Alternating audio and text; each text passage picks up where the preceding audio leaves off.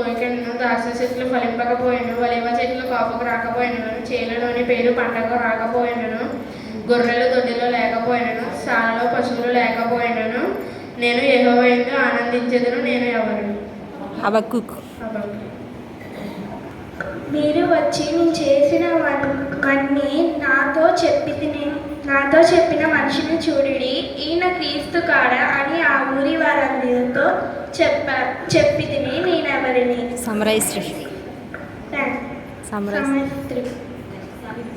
యేసు పరిచారకులను చూచి ఆయన మీతో చెప్పినది చెయ్యడని చెప్పితిని. నేనెవరిని?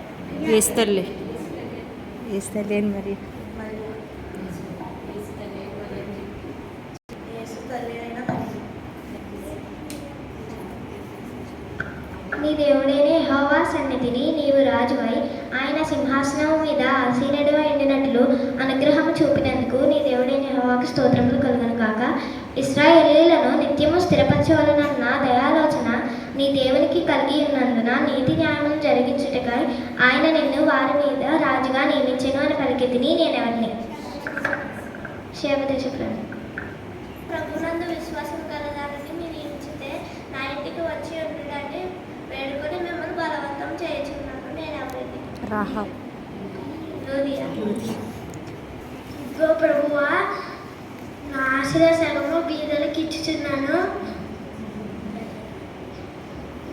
నేను ఎవరి దగ్గరనైనా అన్యాయంగా తీసుకుని ఎడల నేను 400 చెల్లించేదను. నేను ఎవరిని? జక్కయ్య. ఆ నీతిమంతుని జోలికి పోవద్దు, ఈ వృద్ధన ఆయన పూచికలలో ఇంకిని బాధపడి తినని వర్తమానం పంపుతుంది. నేను ఎవరిని? పిలాతు భార్య. ఎవరిని? ఇప్పుడే దేవుని సెలవు.